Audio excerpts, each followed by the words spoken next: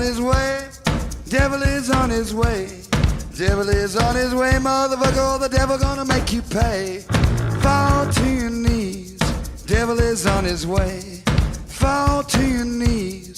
Devil gonna make you pay. Fall to your knees. Devil is on his way.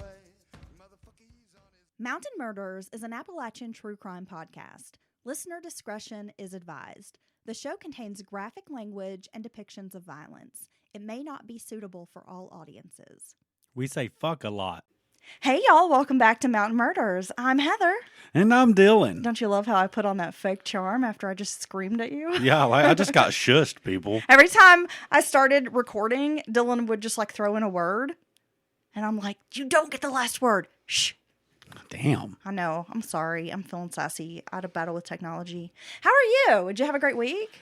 No, my week sucks. I know. You've been busting ass at work. Oh my God. 14 days straight, and then I had a break, and then 14 days straight again, bruh. Okay, so obviously Dylan is overworked, and one, is exhausted. You look tired. Oh, baby. I mean, I'm not saying that you're not still pretty, but you look tired. And two, who wants to work 14 days straight? I know what would really cheer you up. An incredible announcement about possibly the future of Mountain Murders. Well, there's that, but I was also thinking of some of our wonderful listeners, I don't know, maybe 5 or 10 of them decided to join Patreon this week. That would put Dylan in a really great mood. That may be the only thing that can save me. It's one step closer to living his dream, which is not working his job anymore. Speaking of our incredible Patreon family, we have 2 new patrons who are sponsoring today's show. That's right, Dylan. April and Beth donated at patreon.com. And April and Beth are amazing. Thank you so much, and we love you, and we hope you enjoy the ad-free and extra content. Yay! So, moving on to a huge announcement, Dylan. I'm very excited about this. We have been invited to join Radio Free Asheville. What's Radio Free Asheville, Heather? I knew you were going to ask. It is a radio station built from and for the greater Asheville, North Carolina area, specifically the local podcasting community. Wow, that's really interesting that this is a great idea someone had, I think. I mean, we all know there's a ton of podcasts out there. It can be really hard to weed through and find the ones that you like. This is a great way to find shows.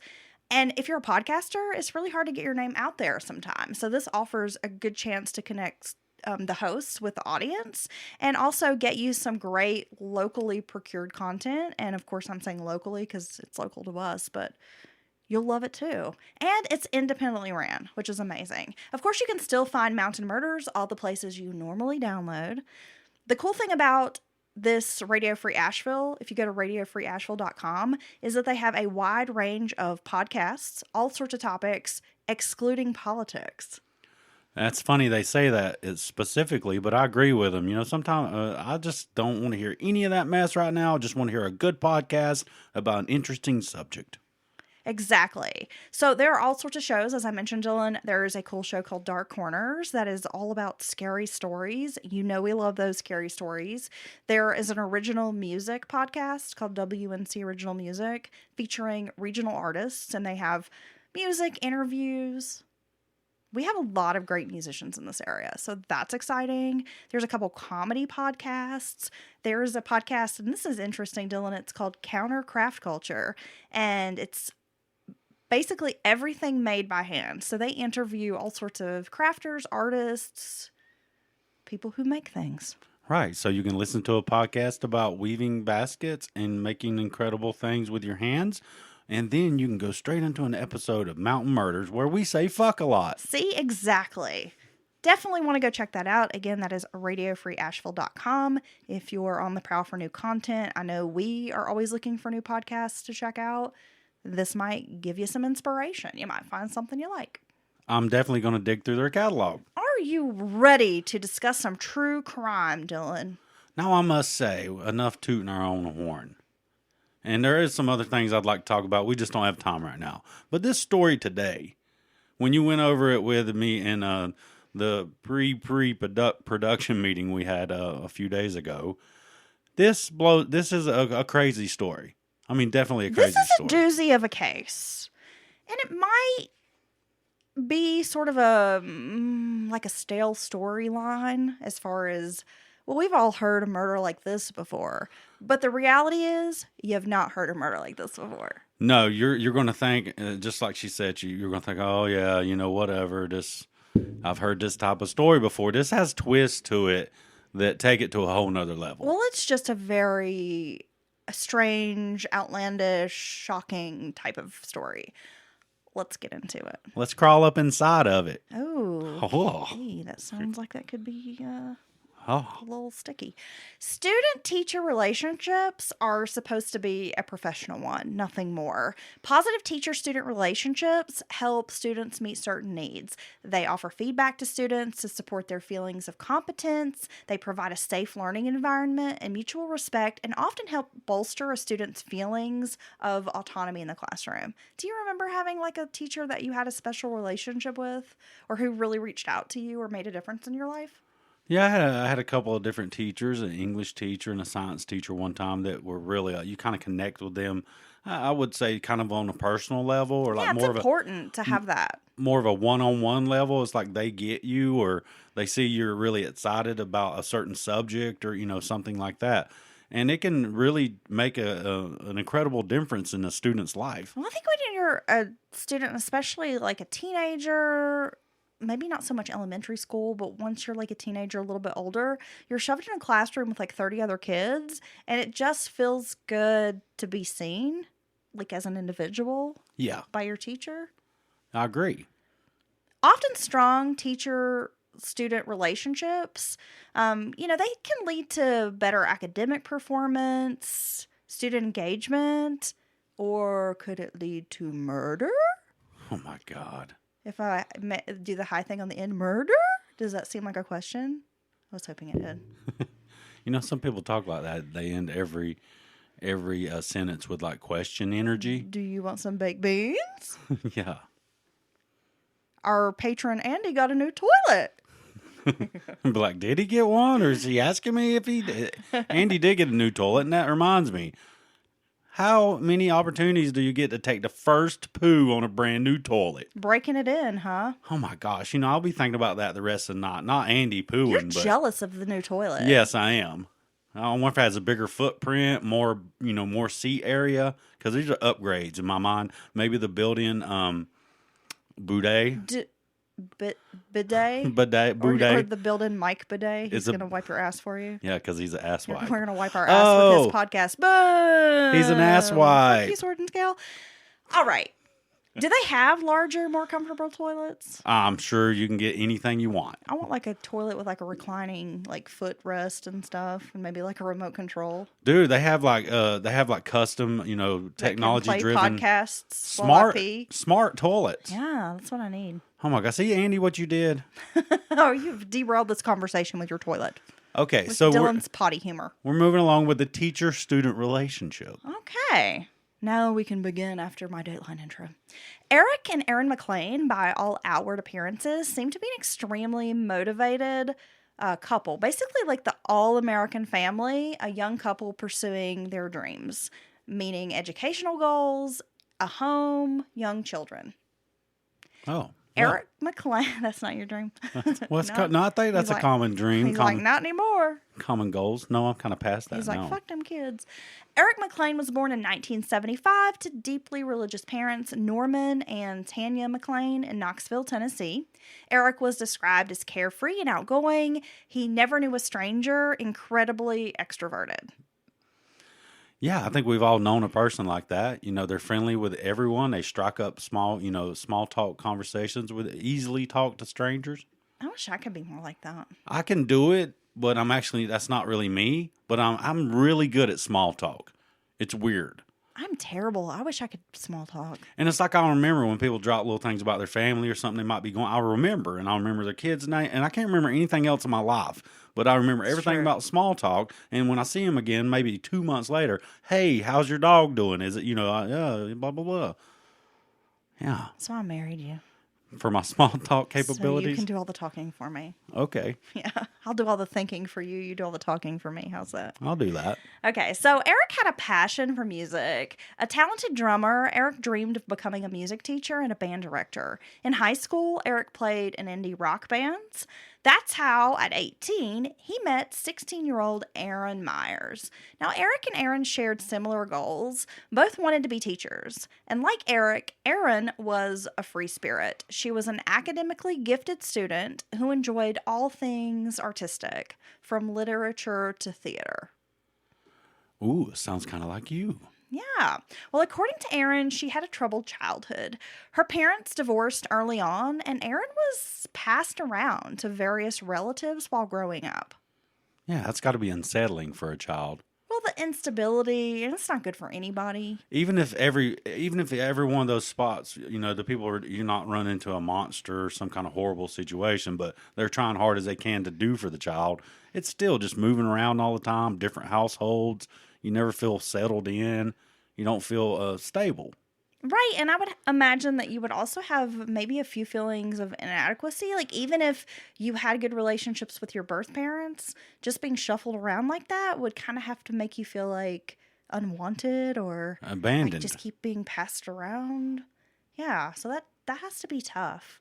Erin suffered from low self-esteem, and she was shocked when a cool guy like Eric noticed her.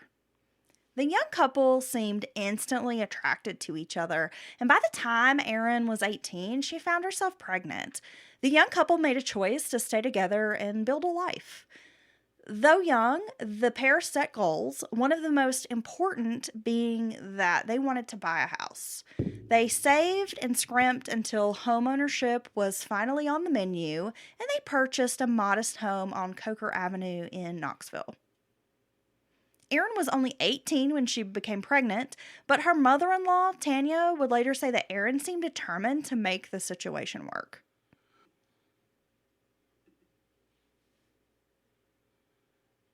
Eric Jr. was born, and the couple decided to get married. Now, early in the marriage, Erin and Eric seemed to really love one another. Like one of those passionate, we're destined to be together kind of relationships. Oh, baby. Erin was somewhat close with her in-laws, but her father-in-law Norman did say at times she could be standoffish and distant, which maybe was just part of her personality. The McLeans, with their budding family still growing here, they had goals in mind. As I mentioned before, both wanted to attend college, pursue careers in education. Eric worked hard to put Erin through college at the University of Tennessee in Knoxville, even supporting her pursuits of a master's degree in English literature. Now, many say Eric was a dedicated husband who often held down 2 to 3 jobs to make ends meet. Wow. Didn't it take a long time to get a master's degree? I think at UT, they have programs. I know their education program is a master's degree, and it's a 5-year program. So if you just do the extra year, you can get a master's instead of just the 4-year bachelor's. At least I knew someone who went to school, and that's what they did at UT. Okay, but still, so this whole time, Eric is working multiple jobs, and she's going to school, trying to make ends meet. And I think it's really admirable when a couple does this. One continues their education, one works, generates the salary and revenue they need to move forward. Would you do that for me?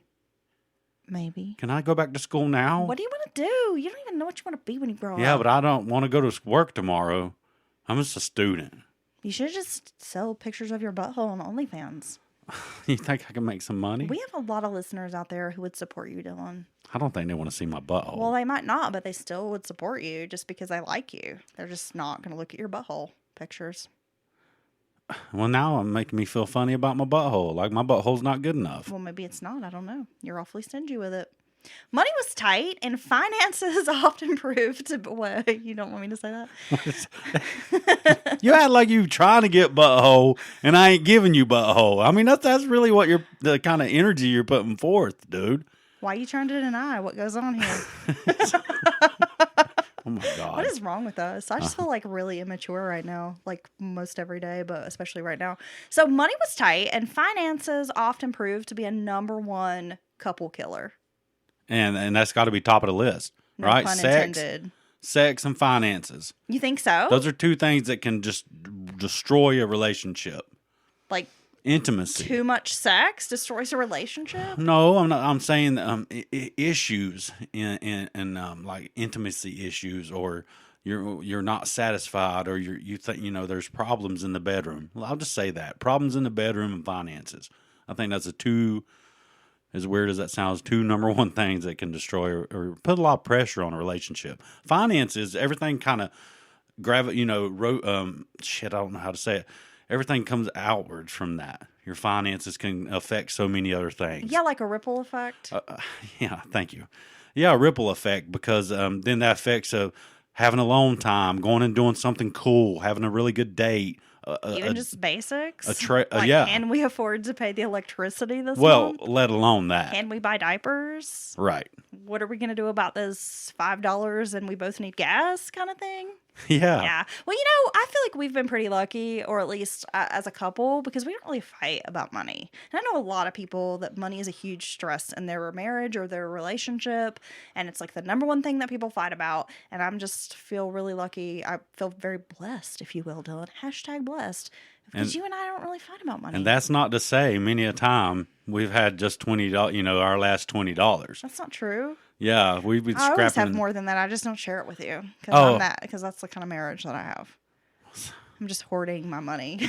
There's no financial trust in this relationship. And I'm like, I'm sorry, you don't have any money? That sucks. No, but I'm saying it's not like it's been great and grand and everything's been easy. No, I mean, we're like everybody else. Right. And, there are times when your transmission blows up, or you have like a catastrophic medical situation that's like, oh, well, there's $60,000, right? Who pays their doctor bills? So from the outside, some thought Eric was putting his life on hold, or like his dreams on hold. But Eric was of this mindset that a happy wife meant a happy life. Well, and that's true. Is it true? Typically. You make me so happy. Well, I know when you're unhappy, I'm not happy. So, I mean, that's the way that works. Well, I'm usually happy. Yeah. But when you're not, I notice. Well, then just don't talk to me. Leave me alone. It's not that simple. It is, because I'm like, leave me alone. All you have to do is leave me alone. So Eric worked hard delivering pizzas, driving a taxi, and doing other gigs to supplement income. When Erin was offered a fellowship to study at the University of Indiana, the couple moved to Bloomington. Earning a second master's degree meant Erin could get into teaching, which was her goal. Now, money was strained, as you can imagine. Again, we've discussed they were having money problems. Whoa, she going for a second master's degree? But she got a fellowship. So it's like basically, like a scholarship to go study, and you may have to work as like a TA or something, but... Yeah, and I'm sure there's some, agreed upon end goal they've discussed, I'm sure, with her being, but, at the same time, you got to look at, be realistic and make sure that if this extra education is going to, in the real world, amount to that much more money. You know what I mean? Like a tangible. I understand. Is it practical to get a second master's degree, even if you're offered some financial assistance in earning that degree? I don't know. Right. I mean, it's a lot. And you have to, this whole time you're studying, and that's tough, studying, having a household. That's really hard. But also it's hard to be that one working multiple jobs. Well, and at some point you have to decide, when am I going to stop being like the perpetual student? Well, I exactly. mean? Like, exactly. Sure, who wouldn't like to go earn 7 or 8 different degrees? But we can't all do that, right? So again, money is strained, but the couple still had a second child together. His name was Ian. So by age 31, Eric was finally getting to do his own thing. He was earning his degree as a music teacher. So he's finally in school studying. I did not say that very eloquently, but I'm getting it out. Erin would be beginning her student teaching at Knoxville's West High School. So she's finally the light at the end of the tunnel. She's like 56. Got to get through the student teaching, and then she can be a teacher. She's like, Woo, I'll retire in 4 or 5 years. I don't even know what this work stuff people complain about. It ain't so bad. That's funny. I had a cousin. I mean, he's older. He's like my mom's age. And he's like my second or third cousin, but like I think he was my mom's first cousin. Yeah. And so they grew up together. He was a perpetual student. And he passed away a couple years ago, and I don't think the man ever had a job. But he had like a shit ton of degrees, and like he'd studied just about everything. Wow. Yeah. I don't know how he afforded to just be a student, but he was a student his entire life for like 50 years. Wow. Yeah. I know, right? So after this decade of marriage, something in the relationship was amiss. Erin, who once seemed to be steadfast in her marriage, had become withdrawn. She was sad, depressed, emotionally vacant. People assumed it was the stress of the college work, money, 2 young kids, and just life, like, getting the best of her. Life kicks you in the teeth, man. It does. Every time you turn around, it seems like. I know. So why are we as a society, like, so shitty to each other? Yeah. Like, we're all having a fucking hard time, man. Back the fuck up. Yeah, I mean, that's a good point. Why do we just instantly, look down on someone or just talk shit about them? Because typically they're having just as many problems, similar problems you have. Well, there's like that cheesy meme or like quote or whatever that's like, you never know what other people are battling. Be kind, and I see that and roll my eyes, but it's true. It is true. Like, why are we all such dicks to each other? So after all this time and all these different stresses and, different situations in their relationship, so now there seems to be a market. You can tell that she's feeling the stresses. People notice that she's different, right? Right. Erin. Eric was busting ass. I mean, during his downtime, he would study. He was getting the kids up, ready for school. He would sleep a couple of hours. He would get the kids home from school, then go off to work several jobs, and at times play music gigs because he was also in a band, and that was another way to supplement income. And with those band gigs, I mean, he could be out till 2, 3, 4 in the morning, depending on where they were. Yeah, I do wonder why he doesn't have after all this time, he doesn't have the one job. You know what I mean?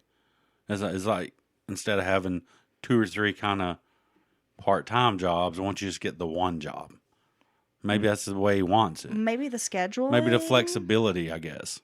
Right. I mean, you're picking up your kids, you're dropping them off, you've got band, you've got school. I mean, it's probably hard to hold down a regular 40-hour-a-week 9 to 5. That's true, and there's something to be said for jobs that pay tips. Getting that cash daily really helps a household chug along, especially if the money's tight. Well, this is not to say that Erin wasn't working hard as well. She embraced her student teaching assignment and was devoted to her work. At West High School, Erin was well liked. Students saw her as vibrant, young, fun. She wasn't like the other teachers. Erin seemed to understand them on a different level. And maybe that was because she was young, she was closer in age, or maybe she just had something about her that was like, okay, I connect with these kids. Well, and she's done so much schooling up to this point when she started, doing the real world training as a teacher, that maybe she can relate with the students a little more. It was late in the fall that Erin took notice of a student named Sean Powell. Now, Powell was born in 1988 to a single mom and spent his early childhood with Deborah, his mother. But from reports, Deborah was addicted to crack cocaine. Sean grew up in an unstable environment, rife with physical and sexual abuse. And by the time he was 6, Sean was given up for adoption by Deborah, who could no longer care for him due to legal and financial problems. 6-year-old Sean was fortunate to find a loving home with the Powells. Jack and Scarlett Powell had 4 other children, 3 boys and a girl. Understanding that young Sean had issues, they tried their best and hardest to love and support this child.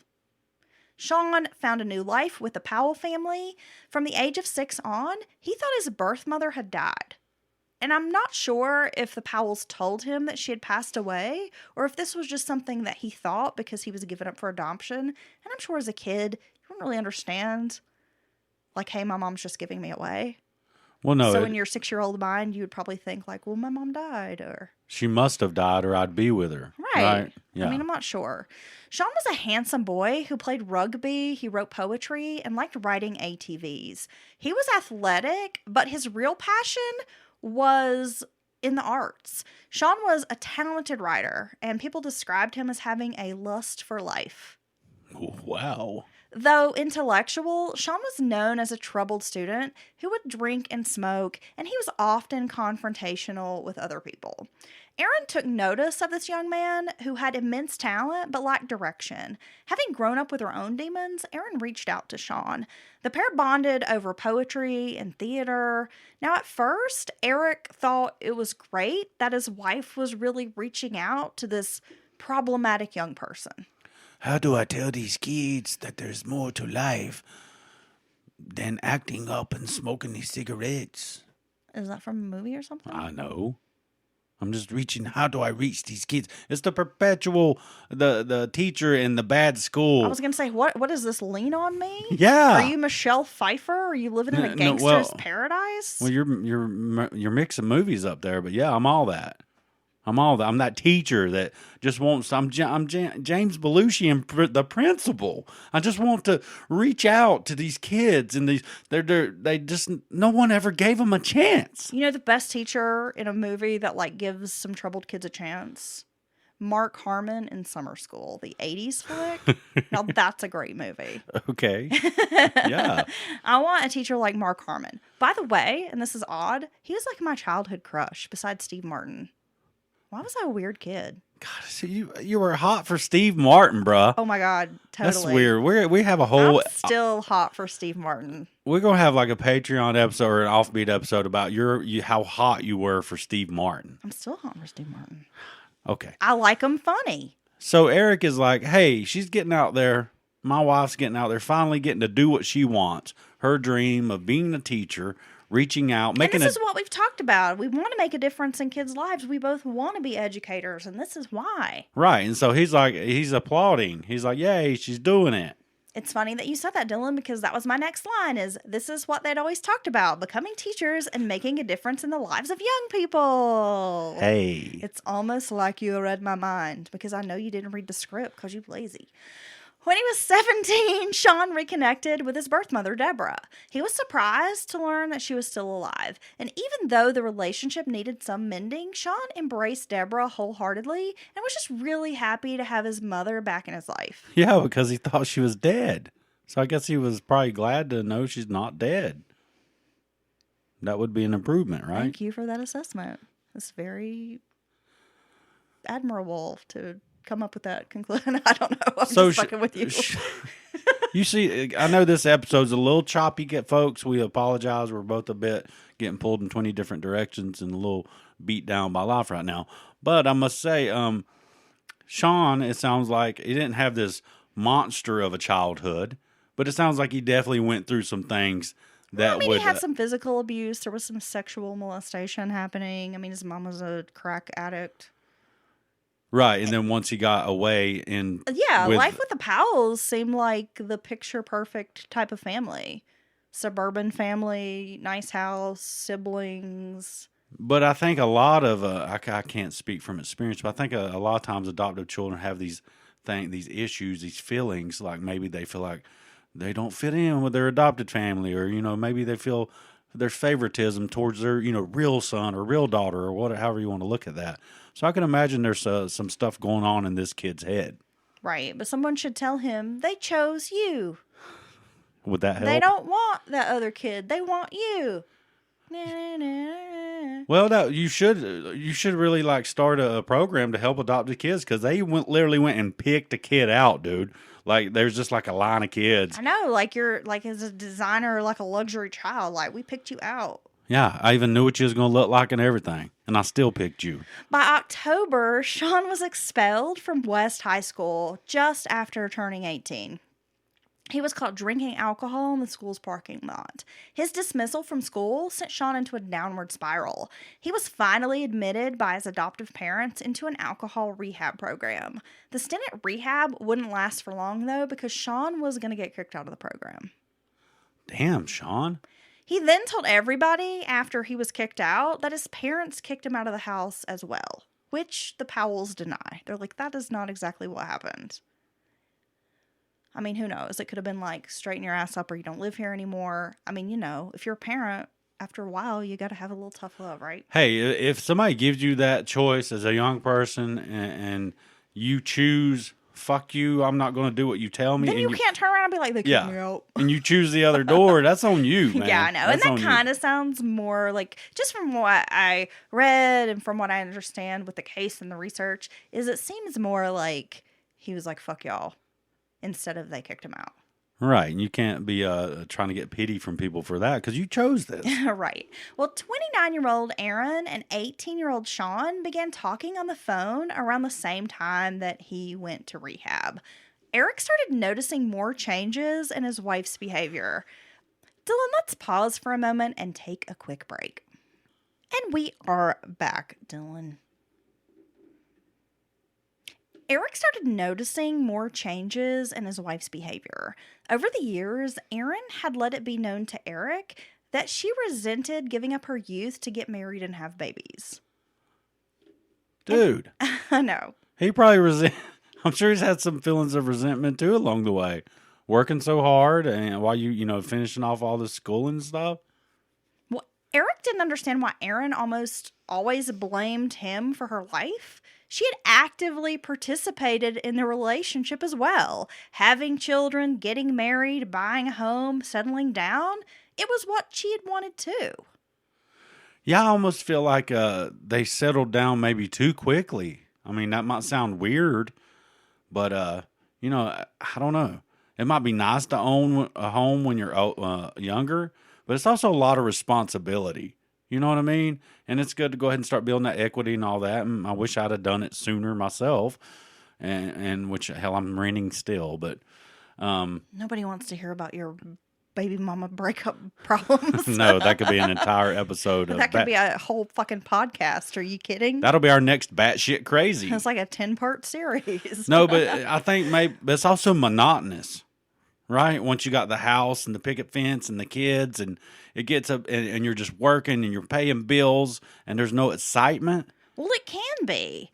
And I've known couples who have this problem, or that's the main reason they break up. One of them starts resenting the relationship, feeling like they missed out on their childhood or their youth, or, man, in my 20s, I should have been out doing all these fun things and get it out of my system. I need to sow my oats kind of thing. Again, it all boils down to one, personal responsibility, and two, having a little perspective.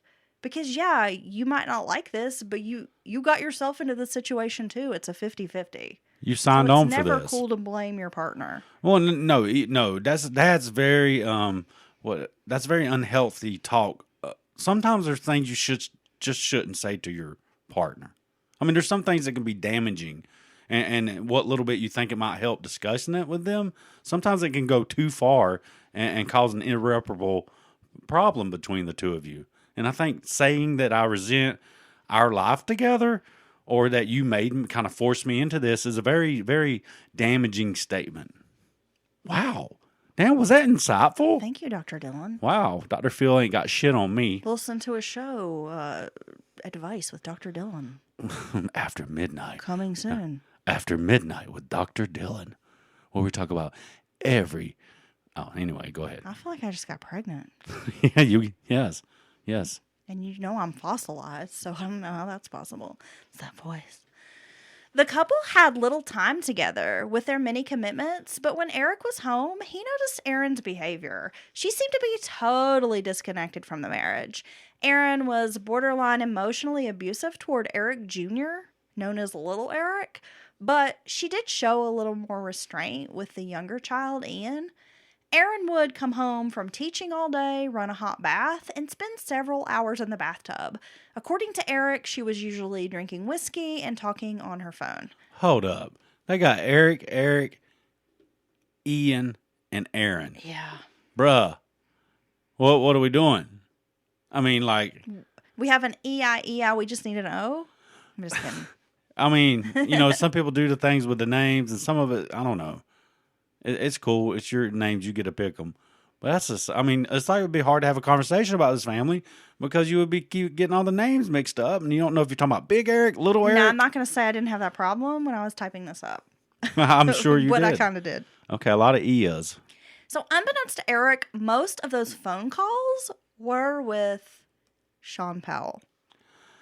So this is not good. These are bad signs in a relationship, the disconnection, the kind of arguing all the time over little things. I think that's a very bad when a relationship is there. You're truly having an all-out, argument over who didn't shut the door or where you put the car keys.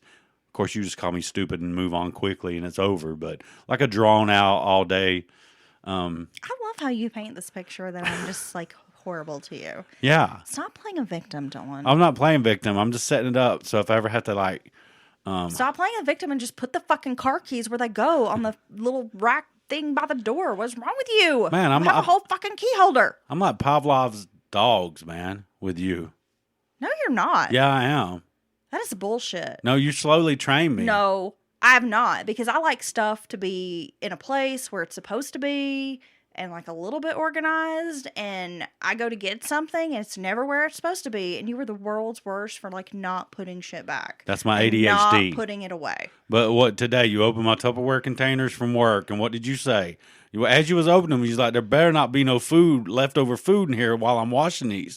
And you opened them up, and guess what? They was empty and rinsed, right? Cool. It just took you 3 years to finally throw out your nasty food that you've kept in the Tupperware for like 4 days, and then you bring home and just throw in the sink like, hey, some little magic genie's just going to pop out of her little fucking bottle and wash this goddamn nasty-ass Tupperware.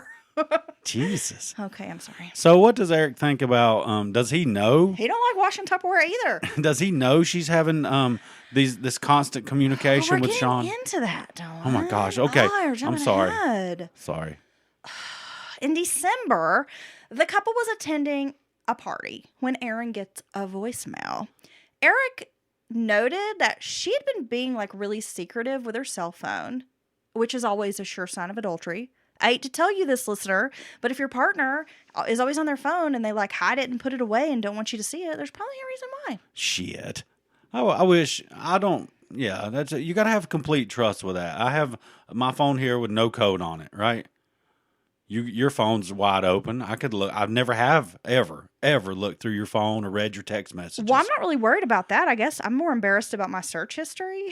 No, but you would be like, why is my wife weird and Googling like the strangest things? I've seen couples argue talking about like security codes and why can't I do. And if you don't have that little bit of trust in this day and age, then I don't think you should be together. Yeah, I was in a relationship like that with somebody who just was so insecure and there was no trust, and it was like always an issue of like, I can't get into your phone, and I'd be like, why do you want it in my phone? And it wasn't even about like I was up to something. It was just a matter of like, am I not entitled to some privacy? And so there was like this ongoing battle about it. Well, and people, I can't do it. In this day of technology, I'll say right quick, people are entitled to certain things. You're entitled. If a text message pops up on your phone from your mom, I go out of my way to not read it because that's a conversation you were having with your mother that I was not involved in. Plus, it usually just says like, "Fuck Dylan, I have the shittiest son-in-law on the planet." I'm kidding. My mom loves you. I think people deserve that. If I would never pick up my kid's phone unless I thought something was wrong in there, or your phone, and like go through your shit and read conversations with other people and stuff. Because well, A, I trust you, and B, I think that would be a violation. You do? Yeah. Well, that was your first mistake. And you still get some autonomy. I don't own everything about you and control everything you do. You can be in a relationship and still have autonomy to a degree. Well, I agree with that. So when she goes to check her voicemail at this party, Eric semi-jokingly leaned over and was like, I know your password now. Oh. You know, because I guess back in the day, remember you had to have a password to get into your voicemail? Yeah. Those old like Nokia phones and shit. So he's just messing with her. Yeah, kinda. I mean, I think there was a little bit of something rooted in it, but at the same time, like he was like, I was just kind of kidding around. But when they got home from this party, Erin lost her shit. She went off on Eric for his comments about the voicemail password, telling him, I don't love you anymore. And told him, you can have everything. The house, custody of the kids, like I'm done. Oh, so this I don't want this anymore. See what she's doing, projecting all her feelings or displaced anger because she's probably, all the hell kind of about what she's been doing. And just now she's just flying off the handle about this, right? Well, Eric didn't take it too seriously, as he'd heard this all before. It seemed every time they had any kind of argument or altercation, Erin repeated the same things. So he kind of never knew when to take her seriously. Because according to her, Eric said Erin had these outbursts, and sometimes they would turn physically violent. She would hit him, slap him. Erin's frustrations manifested into violence. Eric even went to work one time with a black eye. Oh. This is according to Eric. Now, at first glance, Eric thought Erin's relationship with her student was quite innocent, even kind of sweet. Erin talked excessively about the young man who'd been given up for adoption and had a strained home life. It didn't take long for him to realize it went beyond professional concern. Yet Eric was still in love with his wife, so he had these conflicting feelings. Yeah, I mean, it's one thing to be doing your job or be concerned about someone, but constantly, that quickly, I would be like, hold up. I don't want to hear about, I'm sorry for that kid or whatever, but I don't want to hear about this dude all the time, man. You know what I mean? It's like, and we're having issues, our own issues and stuff. And like, even if it was purely platonic, and it would get old to me, I guess, is what I'm saying. Right? I don't think you have to worry about that. Seeing as how my type is not really 18-year-olds. I'm into Steve Martin, so I need a man who's at least 70 to really get me going. Oh, so when I finally do get suspicious, start following you, it's like to old folks' homes and shit? Like, but Dylan, see the gray-haired dudes? He has a good pension. Yeah. He's got one of them real pensions. Your pension's fake. All you got's 401k, which ain't supposed to be nothing but a supplemental part of your retirement, but it's your entire retirement, and that's why I like to go with 80-year-olds. You know what? He cashed his Social Security check and made it rain on me. Ooh. Yeah. God. I'm getting grossed out right now. And on top of that, we can have snack pack pudding together because, he likes soft foods. I love snack packs. I mean, God, what is wrong with us I shouldn't today? admit, but I really love disgusting food. Like snack pack pudding is the bomb. It's not disgusting. It's delicious. I mean, it's bad for you. I probably shouldn't be eating that at all. But I'm like, fuck yeah, bring me the snack pack. When drinking, Erin would say things that she would deny sober. Have you ever known people like that? That would admit things when they were drunk, but then later be like, oh, I was just drunk. That was beer drinking talk. I think we all know drunks are truth tellers. Yeah, for the most part. Drunks and little kids and what do they say, leggings? They always tell the truth. No, that's who God looks out for. Leggings, little kids, and fools. Leggings? And drunks. Yeah. The Lord looks out for leggings? That's right. He's like on camel toe patrol? I'm very confused. That doesn't make any sense. Okay, anyway, let's move along. So at one point, she told Eric she often thought of having affairs. Oh, God's on camel toe patrol. I never thought I'd hear those words together. Right? That's what you think. When I start my own church, we're going to have the Lord's camel toe patrol team. We're going to get jackets. But you know what? The Lord... Satin jackets. The Lord's omnipotent, so he wouldn't have to go looking for the toe because he made the toe. I don't like how you're back-talking me right now. You're totally dismantling my plan for a church. Okay, back to the story.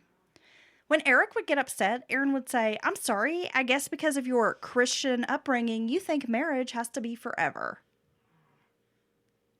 Yeah, that's kind of how it works. While under the influence of alcohol, Erin, in this roundabout way, finally admitted to the affair. But when the affair with Sean, but later when Eric asked her about it, hey, when you were drunk last night, you were basically saying you were fucking this guy, she'd be like, oh, that's crazy. I would never. Oh, my God. I would never. That's crazy. Well, what you do is you get her loaded. I don't know what you're talking about. You get her loaded and record her saying it. Right? I don't know. Can you? Well, you can. You Back should. in 2007? I think you can. Around January the 5th, Sean called Erin from a rescue mission saying he was homeless with no place to go and needed a ride. Erin had even asked Eric if there was any way this young man could stay at their house. No. How about no? No. And I'd have issue for you even asking me. And we have 2 kids to consider as well. Now, this is sort of strange. Of course, Eric is like, no, you can't have your high school student friend stay here. But eventually, Norman, who was Erin's father-in-law, Eric's dad, found Sean a place to stay. Now, at first, Eric agreed to allow Sean to stay in the band's practice space, which was kind of like a storage building, which I know a lot of bands who will rent a storage building and that's where they practice. Right. Right? So he was like, no, he's not going to stay here, but if he's desperate, I guess he could sleep in the building for a little bit, right? But then Norman, who worked in real estate, allowed Sean to crash in an empty property that he had available. I mean, this seems like this is a lot, right? I mean, this is going way too far in my book, like helping a student or whatever, blah, blah, blah shit you're trying to say it is. She's trying to put it, this is, I would already be like, no. Well, if this shoe was on the other foot and it was Eric suggesting that some 18-year-old girl come stay at their house and live on their couch, she probably wouldn't think that was okay. Well, and you also got her, I don't love you, I hate our life every time she gets drunk, or saying, I'm thinking about having an affair. yeah, drunk as hell, talking crazy. So you got all these things, acting weird about the phone and her voicemail. So you got all these things on top. It's not like this is just the only thing. And so, this is getting to be a very odd situation. I know. I was actually just thinking when you said that, well, she says this when she's drunk, and I'm like, I say things like, I wish I had a Liza Minnelli costume right now. Yeah. Or a grilled cheese. Right, but that's the truth, right? Those are true totally, words. Yeah. You totally mean that when you say that. I want to star in cabaret in our living room.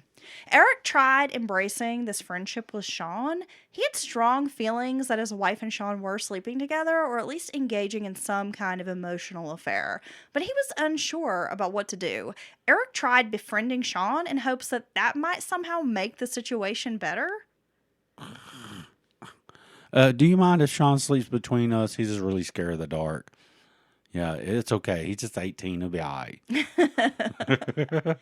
Then did I mention he's kind of handsome? So there's that. Yeah, I mean, he's a pretty good-looking kid, but, Yeah, he's got a big calves. personality. You know what I'm saying? Then Erin presented Eric with her plans for the future, which included an open marriage. She laid out these rules for their open relationship, saying basically they could see and have sex with other people while maintaining their marriage and family for the sake of the kids. Well, I'm just totally like, wow, that would never. But, some people can do that. Well, what it sounds like to me is like, hey, I don't like you. I want to fuck other people, but I still want you to pay all the bills. That's what I heard. That's kind of what I get from this. That's and And people. maybe I'm wrong. People can have seemingly have loving open relations, like they're both cool with it, truly cool with it, and they just want whatever's best for each other. Well, I think some people are cut out for that. Yes, and some people are not. I think that most people aren't, but there are Right. some people that can do that and still be in love with each other. Like it's about their love for each other is what drives the fact that I'll let you do whatever you want to do. Yeah. Right, but this is not. I don't think that's the case here. Well, that's the thing. When you have two people that can agree on this and make it work, but when you have someone that's very opposed to it, it's never going to work. One side's reluctant, it's not work. going to work. Devastated, Eric even sent an email to about.com asking for advice. Oh, is that like an advice column? Yeah. And like I found where the letter had been printed and like read the whole thing. And I mean, it was really sad. Oh. It almost kind of made me tear up.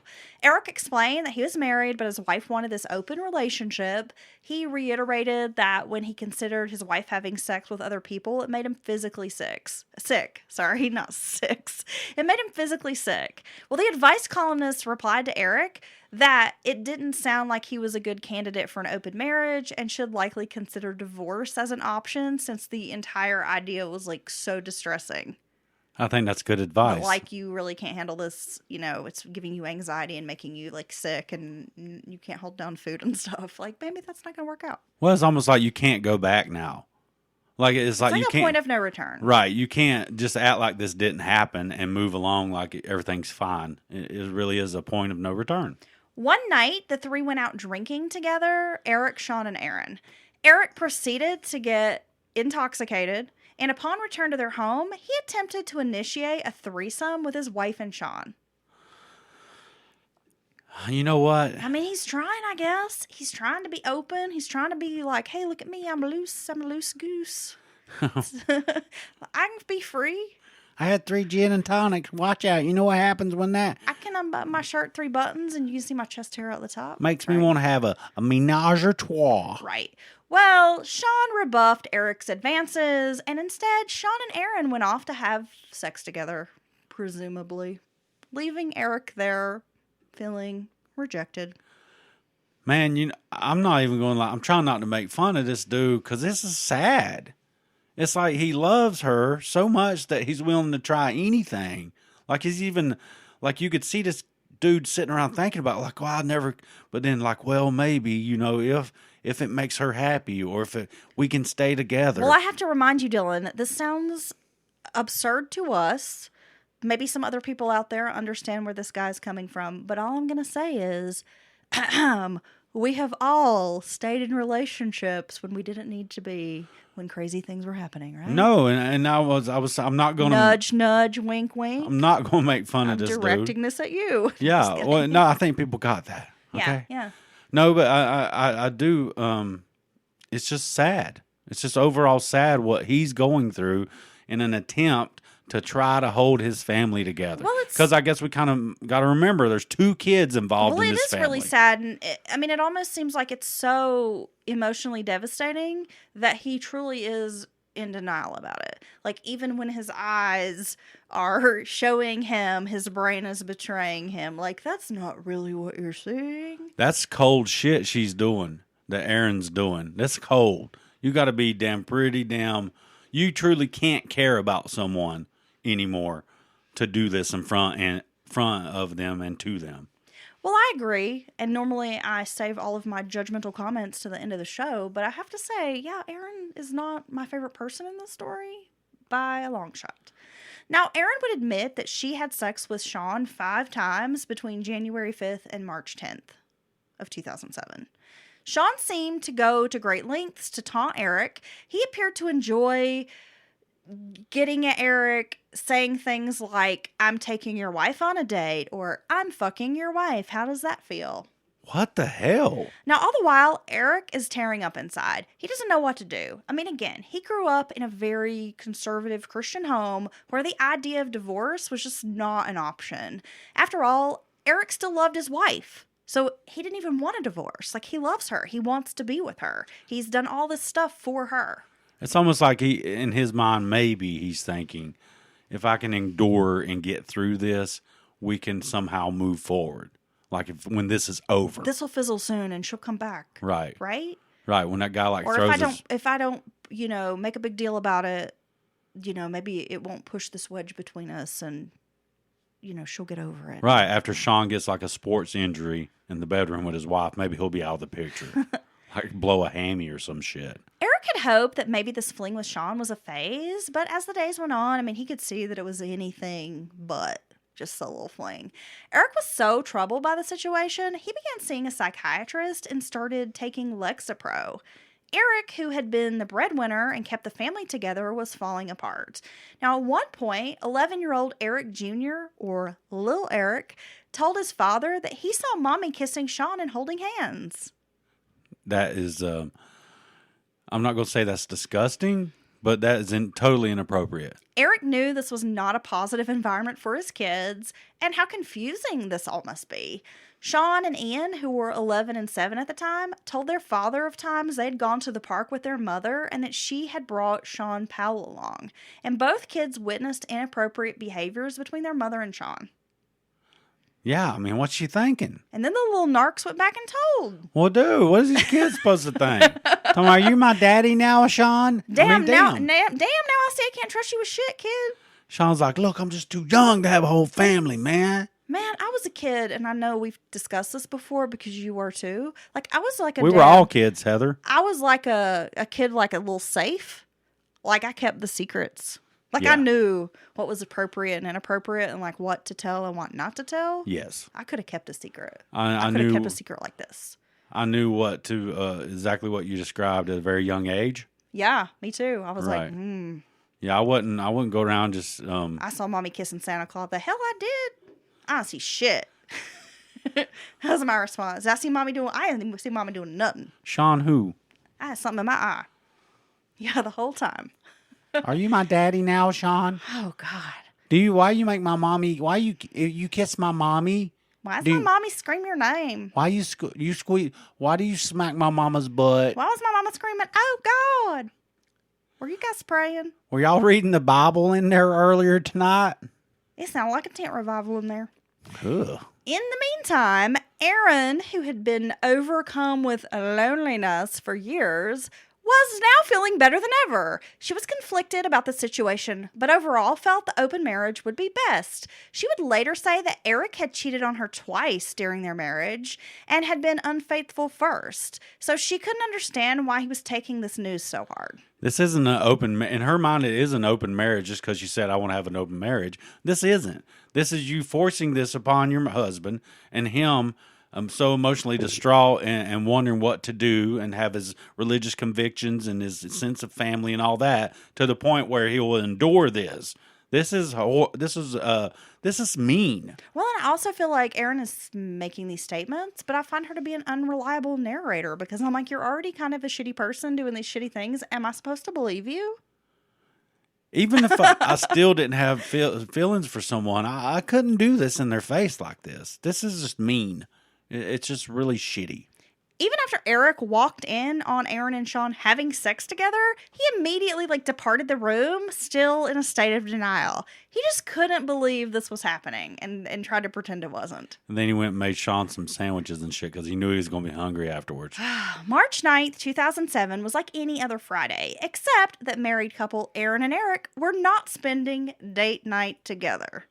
Instead, Erin had a date with 18-year-old Sean, her former student, who she had taken to the University of Tennessee's production of King Lear.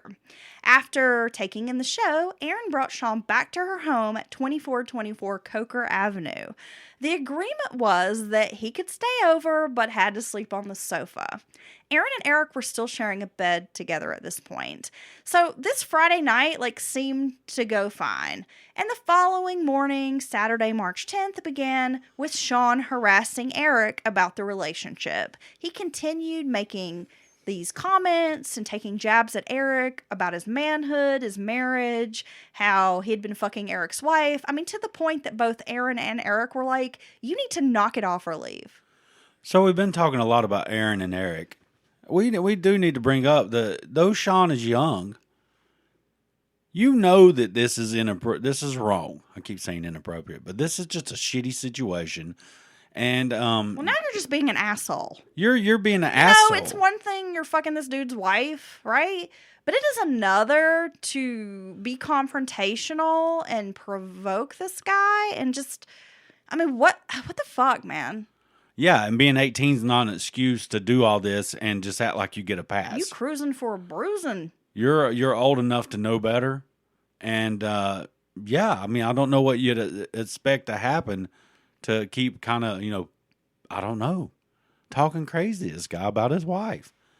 This is such a weird situation, the way it's all here out in the open, in front of in front of their kids.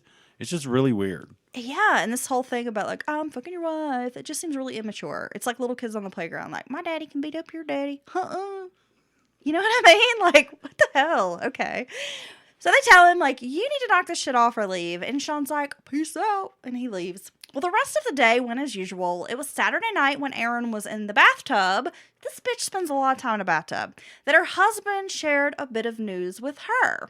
Eric brought a proposal to Erin.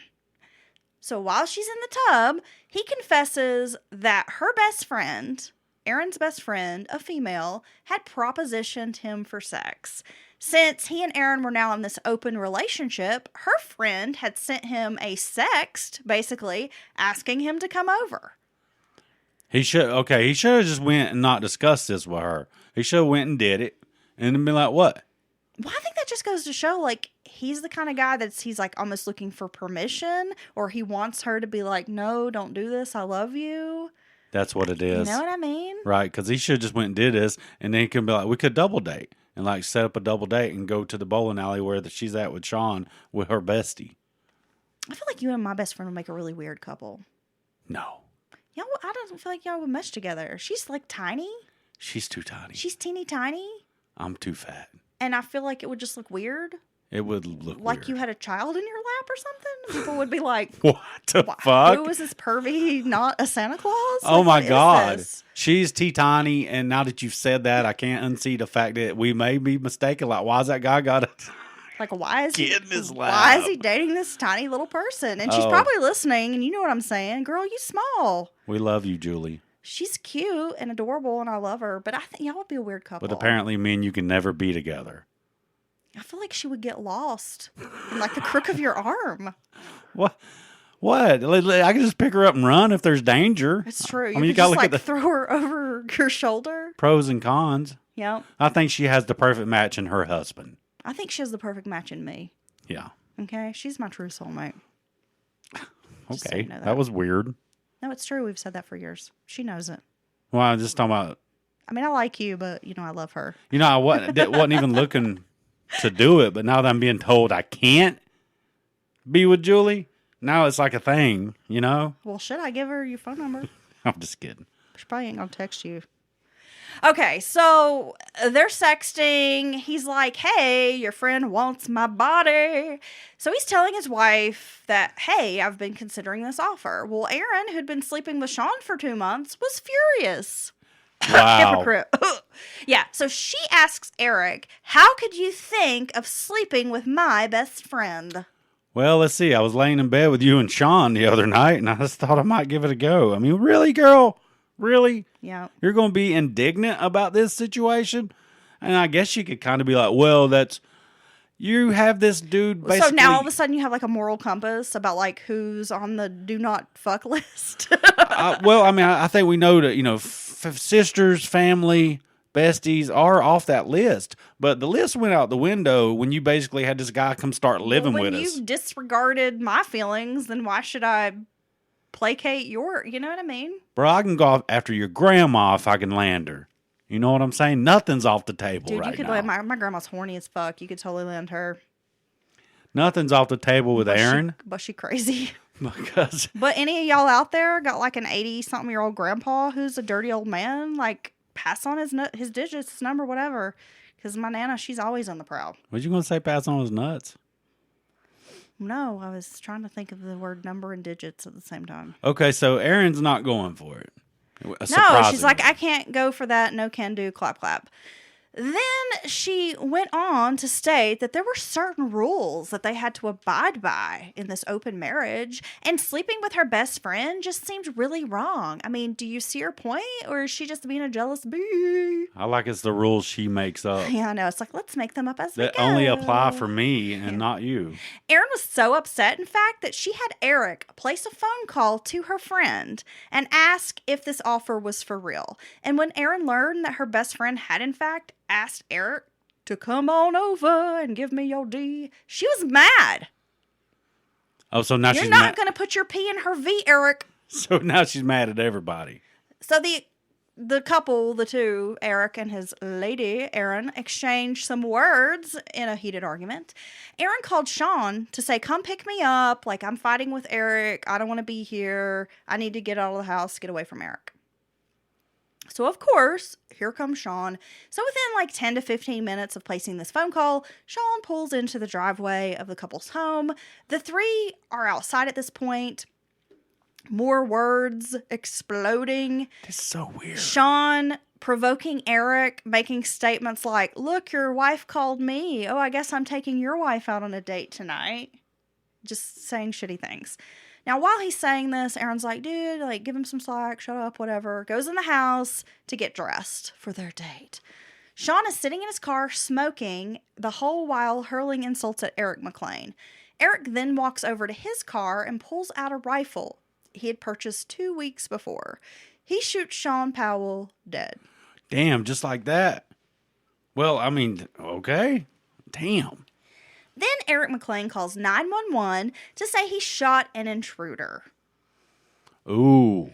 Eric then takes off, leaving Erin to deal with the aftermath. Sean Powell's autopsy report would find, of course, he died from the single gunshot wound, and he also had cocaine and alcohol in his system at the time of his death. Eric was arrested soon after, but what made Erin McLean's first-degree murder arrest so shocking to the Knoxville community was not only the student-teacher affair aspect, but the fact that Eric openly admitted to killing Sean. Like, he never denied that fact.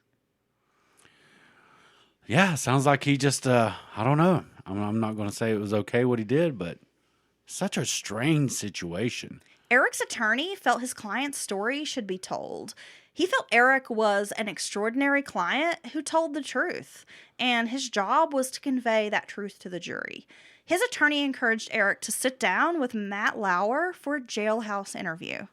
So during this interview, Eric didn't go into details about what exactly had happened on Saturday, March 10th, 2007, but he did break down crying several times. Eric portrayed Erin as a wild woman who was hell-bent on destroying her marriage. She liked drinking whiskey and struck up a sexual relationship with this 18-year-old former student. Erin flaunted the affair in front of her husband, even suggesting that the pair have this open marriage, which of course he was against. So she's whiskey bent and hellbound. I love that song. Erin McLean reported the shooting to 911. Then 7 minutes later, Erin called 911. Finally, Eric said that what had happened during the interview. So he's like, I called, then Erin calls. And he's like, when I called 911 initially, it was a bluff. He thought he could place this call and say, I shot an intruder, and that would get Sean to take him seriously and leave. So he didn't know Sean was dead. Well, he says Sean, he hadn't even pulled the gun out. He's saying, I called 911 and said I shot an intruder, and Sean's still sitting in the driveway alive. Oh, okay. So he's still there. Sean's still talking shit. Yeah, he's like, I was just bluffing because I was like, you need to get out of here. You need to leave. He won't leave. So I thought, well, if I say I shot an intruder and I'm actually on the phone with 911, maybe he'll think, oh, shit, and leave. Oh, okay. But he's like, that didn't work. He said that this gun he had was also an empty threat, that he didn't even mean to kill Sean Powell. He was like, I merely wanted this man to leave my driveway. And Eric maintained that this shooting was an accident. They were kind of arguing. He walks over with the gun, At trial, Eric testified that he'd stolen this rifle from a relative and he had intentions of killing himself, but couldn't go through with the suicide.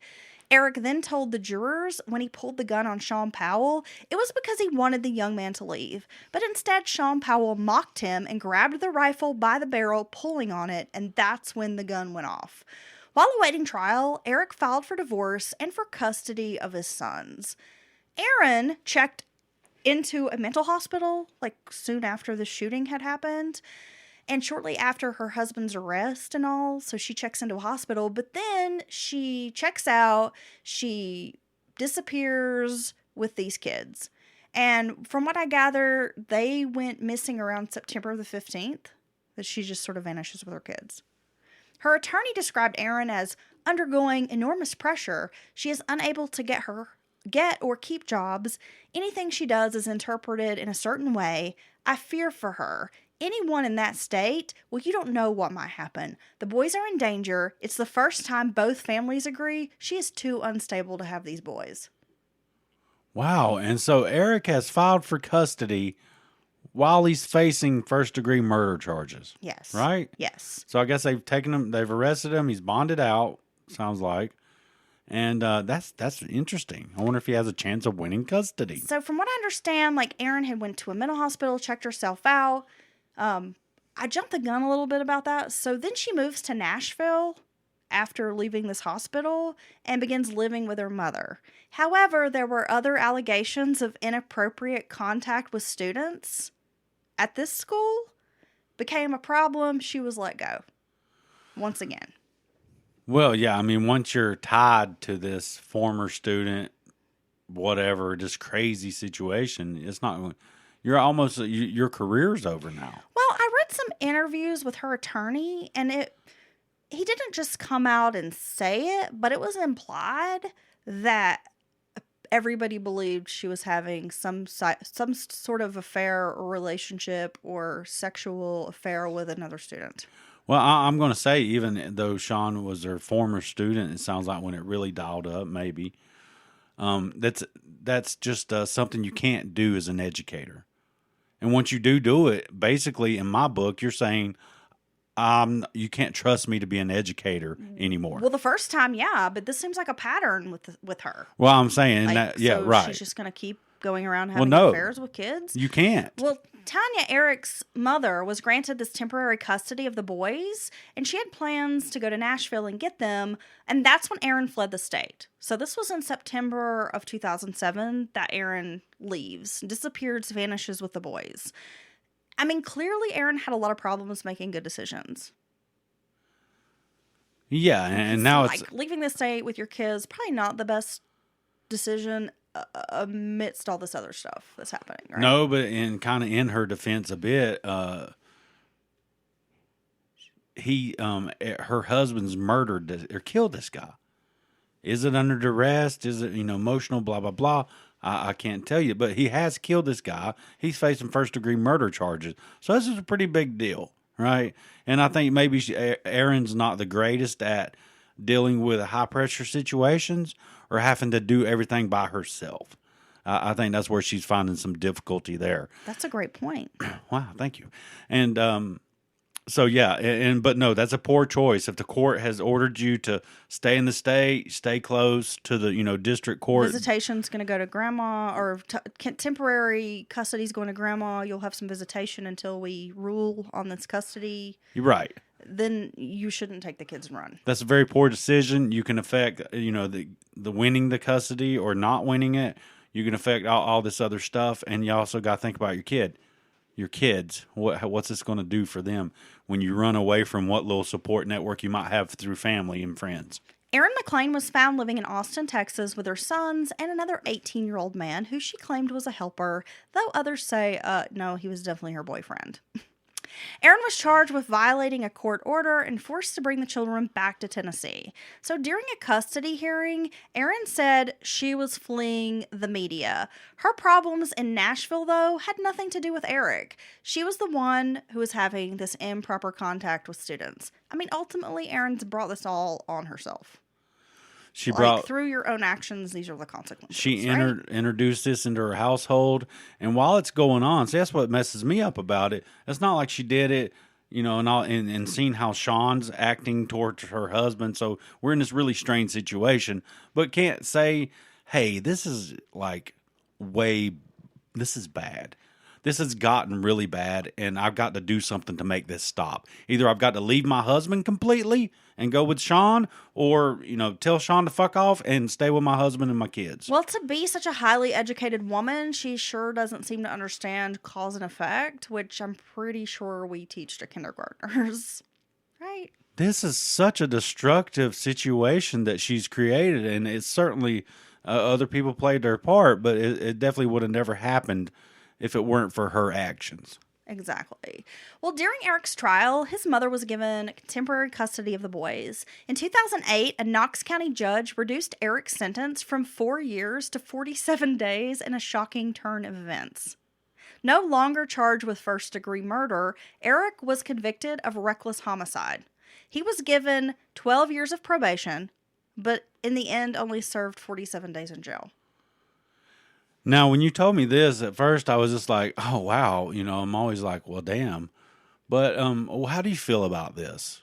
How do you feel about the possibility that Eric was in some kind of a degraded emotional state when these events transpired? Well, if you'll let me get through the next few paragraphs here, we can talk about that, because the judge addresses some of this stuff and I kind of agree with him, so okay. Let's kind of continue and then we'll get back to that, Dylan. I don't mean to be rude, but let me finish up here. No, yes. So Erin, however, she was given 90 days in jail due to violating the custody order, so she ended up serving more time in jail than Eric did for killing her lover. Erin was charged with 17 contempt charges, including violating no contact orders and visitation agreements. Judge Bill Swan was not impressed with Erin's inability to follow court orders. In court, Erin pleaded the fifth to having contacted her children twice despite a no contact order. So over the years, Erin has denied interview requests. However, she did send an email to a former Knoxville reporter who published some information on a blog. In her email exchange, Erin claimed she was lonely and her compassion for Sean was a powerful combination. Erin says Eric was an alcoholic, not her. She also said he suffered from a number of psychological problems and even suggested that he had stalked a UT professor who had given him a failing grade. Erin says the allegations of child abuse are utter lies, that she was never verbally or emotionally abusive to her kids, and that she was the one who was taking care of the kids while Eric was working and playing in a band. Erin told reporter Katie Allison Grandjew that she thought Eric had premeditated the murder by purchasing the gun 2 weeks before and having their children stay over at his parents' house on the weekend of the shooting. Katie Allison Grandjew couldn't understand why Erin was not a witness at Eric's trial if she had these strong feelings of premeditation.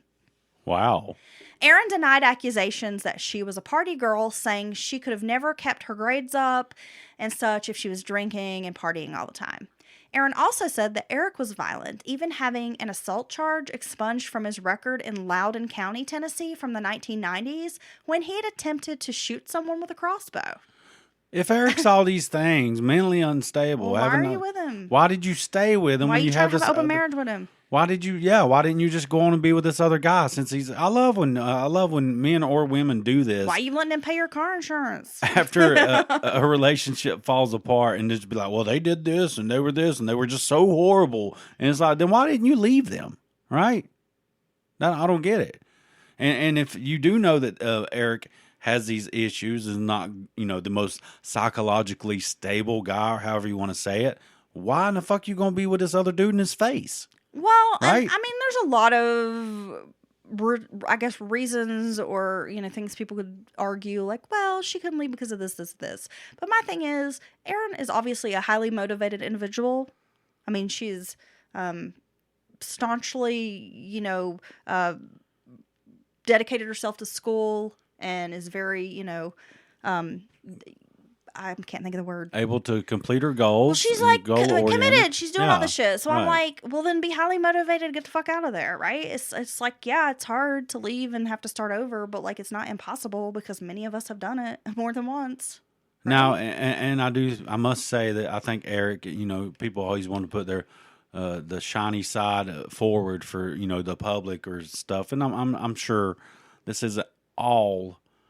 Every single thing maybe not true that he's said about the situation or their relationship. So I guess we must say that.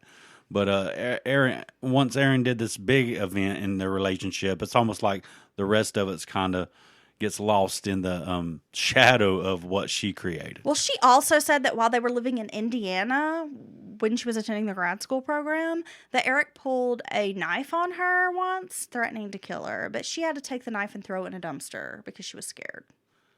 Again, I wouldn't be fucking this other guy in his face if this dude scared me. If he pulled a knife on me, I probably just wouldn't be with him. Erin admits that during her 10-year marriage, the one thing that the couple did sacrifice was time together. She says while she was in school, Eric helped with the kids, but he was also recording an album, which had been a lifelong dream, and was working evenings, so the pair rarely had any time together as a couple. A neighbor had testified during Eric's trial that the children once were locked outside in the cold weather while Sean Powell's Mercedes had been parked in the driveway, but Erin said that was a complete lie in her email. She also said that Powell's teasing of her husband, though she admonished him, showed that he had a death wish of some kind. Okay. So because Sean was being an asshole, he obviously had a death wish. See, a lot of, I must say, in her statement, it's everybody else's fault. Yeah, I've noticed that. It's everybody. It's not what I could have done differently or what I did. There's no cause and effect for her. It's almost like, she acts like this situation that she created is not her fault. And it's all the other actors and players involved in it. Well, if they hadn't have done this wouldn't have happened. But she never once says, well, I guess if I hadn't done this, it wouldn't have happened. I truly regret having, started this in the first place and having it turned into this and affect so many people. Yeah, that's what the hell. When the reporter asked her, what are your thoughts about a 30-year-old woman being involved with an 18-year-old, Erin's response was, there's nothing wrong with it. And the age difference wasn't a big deal because she knew many couples who had this, age difference that their relationship ended in a long-term marriage or, became a long-term marriage. I think it's gross. Well, I'm really, Erin, do you honestly think you're going to marry this 18-year-old boy? Really? That is if I'm 32 and you're 50 You know better than that. or whatever, the 12 years, it makes a difference of what part of your lives you're in. Yeah. It really, It totally does. Yeah. If you're, oh, I'm sorry, if they were 28 and you were 40, that would be different. 30 and 18, that's worlds apart. And I feel like anyone, man or woman, that has to date or mess with somebody that young is emotionally immature, or just they just can't swing it with the regular adults their age. I'm sorry, they just can't. Yeah. I think that's a really good observation, Dylan, because I honestly think that Erin is very emotionally immature, and that she seems, even though she's an adult, she's doing these like adult things, that she seems very much like a child or like a young, like she's way younger than she's just super immature. Even though she had the 2 kids and stuff like that, I think with the extended schooling in Erin's, and maybe it's like being around a lot of young people. Erin's personality is almost who knows? like she's stunted to a degree. Like she can relate with a student or someone 18 to 20 years old in her mind. Well, Erin also, in this email exchange, said that she had received a few postcards. I'll get that out. While she was living in Nashville, and they had Eric's handwriting. They called her the whore McLean, and she said she turned those postcards over to the FBI, but nothing ever came of that. Erin says of Sean Powell, he had vastly more life experience than I did. He was involved with another 30-year-old woman at the same time he was involved with me. He had numerous lovers of both sexes. He had traveled all over the place. I had done none of that. Okay. So you're admitting that you're having an affair with a 18-year-old who's also sleeping with another 30-year-old woman at the same time he's sleeping with you? Do we just have no... So what was all this for? So what? I don't get it. I mean, I'm just confused, I guess, because I'm like, why? And if you are going to do this open thing, having a full-blown relationship, emotional relationship with someone, I don't think that's the way it's supposed to work. Maybe. Well, after the trial, one juror told reporters that Erin McLean was the only redeeming character in the whole case. So the convicted murderer is more redeeming than anyone else. I mean, that speaks volumes to me. That a person who's sitting through a trial lasting weeks and weeks, presented with tons of evidence, all these attorneys giving you all this conflicting information, and the juror is still going to say, you know what? This shooter, he's a pretty good old boy. Like, what the hell? Well, I just think it's that odd and that weird of a situation that I think it's easy for people to kind of relate to him more so than the other 2 involved in this case and say, it's easy to be like, this dude snapped, right? Or he kind of lost it, or he definitely was, whatever state it's in, and what their definition of, if you kill someone in a crime of passion. Heat of passion or something? The heat of the moment. And I think it's easy to say, he had a break because this was a crazy situation. Eric now lives in Lenoir City, Tennessee, with his grown children, and he said, and this is a quote, "This death is going to haunt me forever, and I'm really sorry. I don't know what to say." Well, I guess that's an honest statement. Erin reportedly lives in Texas, where she works as a freelance writer. She has said her relationship with Sean Powell was a huge mistake, calling him manipulative and troubled. Again. She is a master. That must have been what her master's degree was in. Deflection. And not accepting personal responsibility for your actions. Everything is everyone else's fault. You're the 30-year-old in this situation to an 18-year-old. But everything's all his fault, right? You couldn't control anything. He's manipulative. Yeah. Jesus. I mean, I'm sorry, but if you can, and I keep saying he's a boy. I mean, I get that we say 18 is he's a man, but that's not a man. Come on. He's a kid. And if you can let a kid manipulate you like this, then you got problems. It's true. Because I'll be damned if some little 18-year-old boy with his swagger is going to come in and be like, hey, and just like slay all of my common sense. Oh. I don't think so. Wow. Slay. Destroy. No, I'll be like, get your ass out there and do my yard work. My car needs vacuumed out. That's what a young man can do for me. his chores.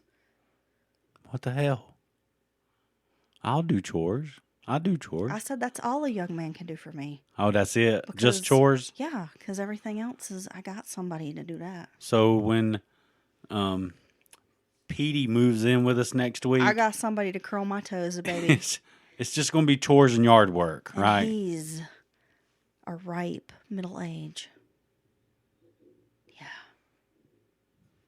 Are you talking about me? Well, yeah. Oh, ooh. Well, who the I was fuck just else making am I talking sure. about? I was just making sure you're talking about me. No, I'm talking about the guy down the street. Well, you know what? The one that we don't like. You talking about the dude in the wheelchair to be cranking that car up and revving it with his hands when he can't even get in the car because he ain't got no legs? Will you please explain this to our listeners? Look, I know what I just said probably sounds we're not offensive. trying to be like un-PC or non-PC or like offensive, but it's ridiculous Okay, what goes on here. so right quick, we have a neighbor. The guy had an unfortunate accident when he was younger. He's in a wheelchair. He does have legs. He just can't walk. I said he had no legs. He's in like a jazzy scooter. He's on one. That I see him He's got the around him. nice one because Yeah, he be he zipping does. all over the Yeah, place. I see him all the time. And so anyway, but a person in a wheelchair can still be an asshole. I guess that's the point of this statement. Yeah. So he has this Mustang. You can be differently abled, but you can still be an asshole. We're right here in town. It's a really quiet neighborhood.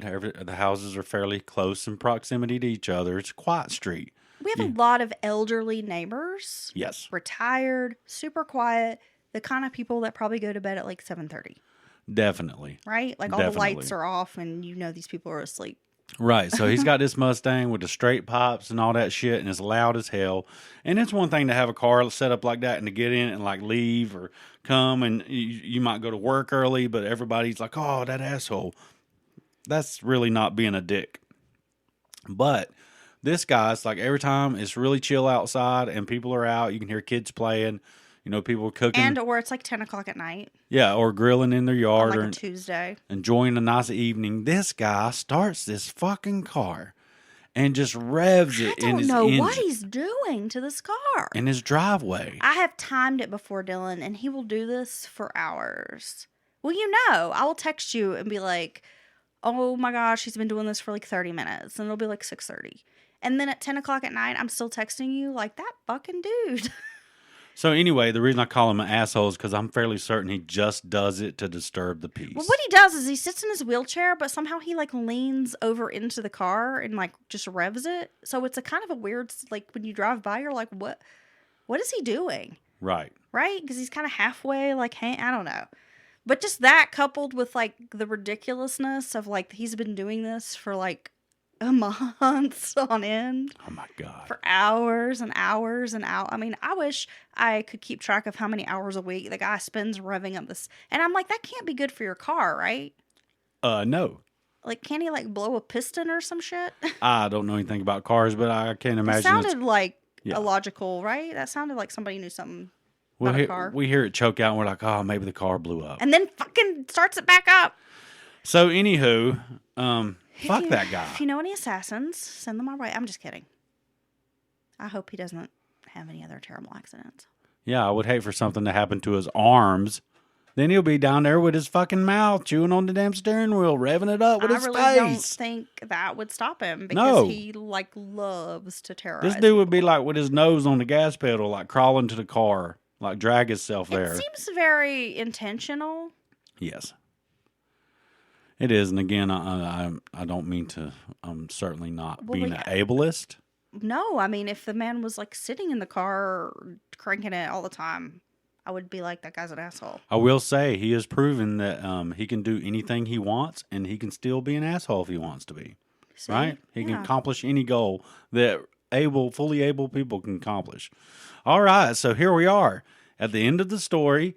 I know we were a little rambly, but we had fun. Hope you had fun listening. Anything else, Heather? Exactly.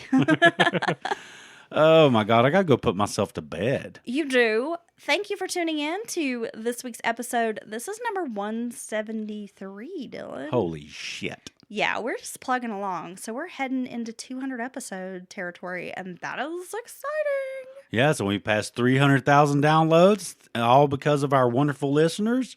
Yeah, we blew past 300,000. So thank you so much. Of course, word of mouth means a lot. So spread the word to your true crime friends to check out Mountain Murders.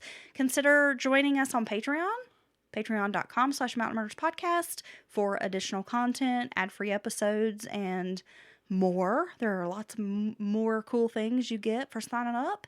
And of course, you can drop us an email, mountainmurderspodcast@gmail.com. Make sure you hit subscribe wherever you get your podcasts. And if you're feeling really froggy, leave us a 5-star review. That helps. Yes, do all that stuff she said. And another great thing is our Discord fam. We love you all. And you can join that and get in on the chat, personal chat with us. You can hit me up. Joining Patreon. Yes. You get access to Discord, which means that you have access to Dylan 24/7. Bruh, you can hit me up at like 3 in the morning. He might be sitting on his new toilet, and you send him a message, and Dylan responds. I wonder if Andy let me take the first poo on his toilet. Well, I think by now, somebody's probably broke it in. It's been a couple hours. Okay, I'm going to find out. I'm going to hit him up on Discord. We'll hit him up on Discord. Again, guys, thanks for tuning in, and we will be back on Wednesday with a brand new episode of... Offbeat. Okay. Well, thank you, Dylan. Thank you. I love your energy. Oh, yeah. Now go to bed.